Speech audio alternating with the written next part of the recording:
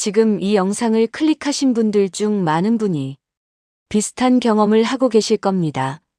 저녁을 일찍 드시고 야식은 꿈도 꾸지 않으면서 식단을 하나하나 따져가며 관리하는데도 아침 혈당이 여전히 높게 나오는 상황 말입니다.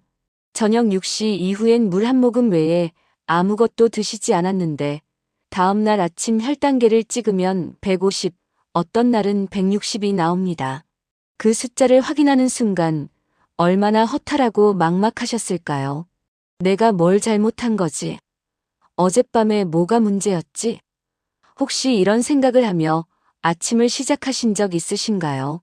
오늘 드릴 이야기는 바로 그 질문에 대한 답입니다. 당신이 게으른 게 아닙니다. 의지가 부족한 것도 아닙니다. 단지 밤사이 당신의 몸 안에서 어떤 일이 벌어지는지 그 비밀을 아직 몰랐던 것뿐입니다. 굶으면 혈당이 오른다. 언뜻 역설처럼 들리시죠? 하지만 이것은 엄연한 의학적 사실입니다. 오늘 이 영상을 끝까지 보시고 나면 아침 공복 혈당이 왜 그렇게 나왔는지, 그리고 저녁국 한 그릇이 어떻게 그 숫자를 바꿀 수 있는지 완벽하게 이해하실 수 있습니다. 그럼 지금 바로 시작하겠습니다. 경기도 수원에 사는 72살 김순자 어르신은 지난 3년 동안 당뇨 관리를 위해 할 수 있는 모든 것을 해오셨습니다. 저녁 6시 이후엔 아무것도 드시지 않으셨고 아침엔 현미밥에 두부구이와 나물 반찬을 곁들여 드셨습니다. 간식은 꿈도 꾸지 않으셨고 달콤한 음료도 완전히 끊으셨습니다. 국물이 혈압에 좋지 않다는 말을 들으신 뒤로는 좋아하시던 찌개와 국도 의식적으로 줄이셨습니다. 주변에서 그렇게 열심히 하시면 혈당이 당연히 잡혀야 하는 거 아닌가요라고 할 정도였습니다. 그런데 매일 아침 혈당계를 찍으면 어김없이 150에서 160 사이의 숫자가 떴습니다. 간혹 170이 넘는 날도 있었습니다. 결국 순자 어르신은 스스로를 탓하기 시작하셨습니다. 나는 왜 이렇게 의지가 약할까? 아침에 혈당계를 꺼내는 시간이 두렵고 숫자를 확인하고 나면 하루를 시작할 기운이 쭉 빠진다고 하셨습니다. 여기서 핵심 질문을 드리겠습니다. 밤새 아무것도 드시지 않으셨습니다. 저녁 6시부터 다음날 아침까지 오직 물만 드셨습니다. 그런데 아침 공복 혈당이 150을 넘었습니다. 이게 가능한 일일까요? 네, 가능합니다. 그리고 이것은 절대 여러분의 잘못이 아닙니다. 우리 몸은 잠을 자는 동안에도 결코 멈추지 않습니다.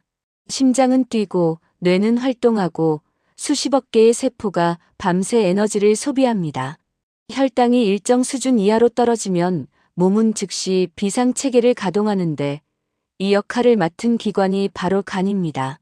간은 저장해둔 당을 분해해 혈액으로 내보내고 심하면 아미노산과 지방까지 원료로 삼아 새로운 포도당을 직접 만들어냅니다.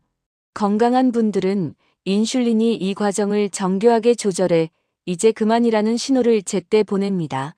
하지만 인슐린 저항성이 있는 분들은 간이 그 신호를 받아들이지 못하고 포도당 생산을 멈추지 않습니다. 밤새 굶었는데 아침 혈당이 높은 이유가 바로 여기에 있습니다. 올바른 원인을 모른 채로는 올바른 해결책을 찾을 수 없습니다. 오늘 이 영상이 그 첫 번째 실마리가 되어드리겠습니다. 아침 공복 혈당을 끌어올리는 주요 원인에는 이름이 붙어 있습니다. 바로 새벽 현상과 소모기 효과입니다. 이 두 가지를 이해하는 것이 오늘 영상에서 가장 중요한 부분입니다. 새벽 현상은 이른 아침, 보통 새벽 3시에서 8시 사이에 우리 몸이 하루를 준비하기 위해 특정 호르몬들을 분비하면서 혈당이 자연스럽게 오르는 현상입니다. 이 현상을 일으키는 주역은 코르티솔, 성장 호르몬, 글루카곤이라는 세 가지 호르몬입니다.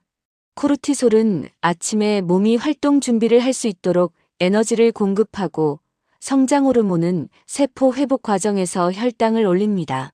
글루카곤은 인슐린의 반대 역할로 간에게 직접 포도당을 만들어 내보내라고 명령합니다.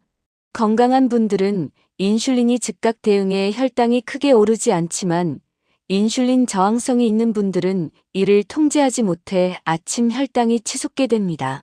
소모기 효과는 더 많은 분들이 놓치고 있는 현상입니다. 밤사이 혈당이 지나치게 낮아지는 저혈당 상태가 발생하면 몸이 이를 위기로 인식하고 혈당을 급격히 올리는 반동 현상입니다. 저녁을 너무 이르게 끊거나 너무 적게 드시면 밤사이 혈당이 과도하게 떨어질 수 있고, 이때 몸은 비상 대응에 돌입해 아침 혈당이 오히려 더 높게 나오는 역설이 생깁니다. 저녁을 굶었더니 아침 혈당이 더 높게 나왔다는 경험을 하신 분이 계시다면 소모기 효과가 작용했을 가능성이 높습니다. 이 두 가지가 우리의 아침 혈당을 좌지우지하는 가장 중요한 변수입니다. 그리고 둘 다 저녁 식사를 어떻게 구성하느냐에 따라 의미 있게 조절할 수 있습니다. 몸이 밤을 위기 상황으로 인식하지 않도록 저녁에 적절한 영양소를 공급해주면 소모기 효과를 예방할 수 있고, 인슐린 저항성을 낮춰주는 식단을 꾸준히 이어가면 새벽 현상도 점차 완화됩니다. 문제는 얼마나 적게 먹느냐가 아니라 무엇을 어떻게 먹느냐입니다. 오늘 소개해드릴 저녁 식사 전략은 크게 세 가지입니다. 초가공 양념 피하기, 혈당 안정에 최적화된 국물 활용하기, 식후 즉시 걷기입니다. 먼저 초가공 양념의 역습입니다. 많은 분들이 저녁 식단을 관리할 때 음식의 종류에만 집중합니다. 현미밥, 두부, 나물. 언뜻 완벽한 식단처럼 보이지만 문제는 양념에 숨어 있는 경우가 많습니다. 고추장 한 숟가락, 불고기 양념, 시판 된장찌개 양념장에는 우리가 미처 인식하지 못하는 당 성분이 들어 있습니다. 대안은 간단합니다. 양념의 베이스를 마늘, 깨소금, 참기름 중심으로 바꾸는 것입니다. 마늘은 인슐린 분비를 돕고, 참기름과 들기름의 불포화 지방산은 인슐린 저항성을 낮추는 데 기여합니다. 다음은 혈당 안정에 도움이 되는 저녁 국물 5가지입니다. 첫째, 콩나물국입니다. 콩나물의 풍부한 칼륨이 나트륨 배출을 돕고 식이섬유가 혈당 급상승을 막아줍니다. 둘째, 미역국입니다. 미역의 알긴산이 소장에서 당의 흡수 속도를 늦춰 식후 혈당 스파이크를 완만하게 만들어줍니다. 셋째, 북어국입니다. 단백질이 풍부한 북어는 소화되는데 시간이 오래 걸려 밤사이 혈당이 지나치게 떨어지는 것을 막아주는 완충 역할을 합니다. 소모기 효과 예방에 특히 도움이 되는 선택입니다. 넷째, 배추된장국입니다. 발효된 된장의 이소플라본 성분이 장내 환경을 개선하고 인슐린 민감도를 높이는 데 기여합니다. 다섯째, 무국입니다. 무의 소화 효소와 식이섬유가 혈당 상승을 완만하게 해주고 낮은 칼로리로 포만감을 주어 식사량을 자연스럽게 조절하는 데도 도움이 됩니다. 마지막으로 식후 즉시 걷기입니다. 많은 분들이 식후 30분에서 1시간 사이에 운동하는 것이 좋다고 알고 계셨을 겁니다. 그런데 최근 연구들에서는 식사 직후 10분 안에 가볍게 걷기를 시작하는 것이 인슐린 민감도를 높이는 데 더 효과적일 수 있다는 결과가 나오고 있습니다. 근육이 포도당을 흡수하는 속도는 몸이 움직이기 시작하는 순간 즉시 빨라지기 때문입니다. 10분에서 15분의 가벼운 산책으로 충분합니다. 순자 어르신은 상담을 통해 2가지 사실을 알게 되셨습니다. 건강을 위해 줄여온 국물 요리가 오히려 역효과를 냈을 수 있다는 것, 그리고 너무 이른 저녁 금식이 밤사이 소모기 효과를 유발했을 가능성이 있다는 것이었습니다. 어르신은 잠시 침묵하시다가 조용히 고개를 끄덕이셨습니다. 어르신은 저녁 식단을 바꾸셨습니다. 콩나물국, 미역국, 북어국을 번갈아가며 담백하게 끓이셨고 물엿이나 설탕 대신 마늘과 참기름으로 맛을 내셨습니다. 저녁 금식 시간도 조금 늦추셨고 식사 직후에는 10분 정도 천천히 걸으셨습니다. 변화는 생각보다 빠르게 나타났습니다. 2주가 지난 시점에는 평균 공복 혈당이 40 가까이 낮아졌습니다. 어르신은 처음에 그 숫자를 믿지 못하시고 혈당계를 다시 재셨다고 합니다. 하지만 여기서 중요한 점을 말씀드려야 합니다. 혈당 수치는 날마다 달라집니다.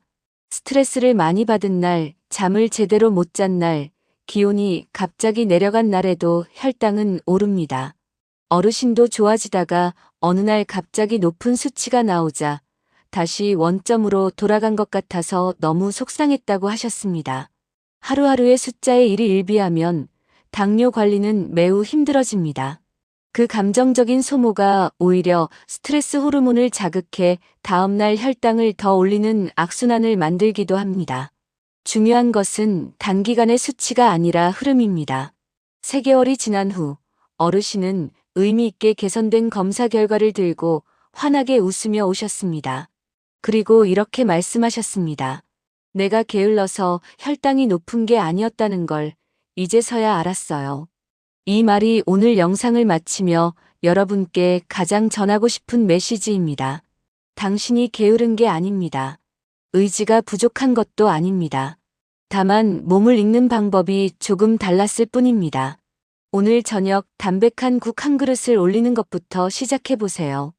오늘 저녁 드실 국이 무엇인지 댓글에 남겨주시면 함께 응원하겠습니다.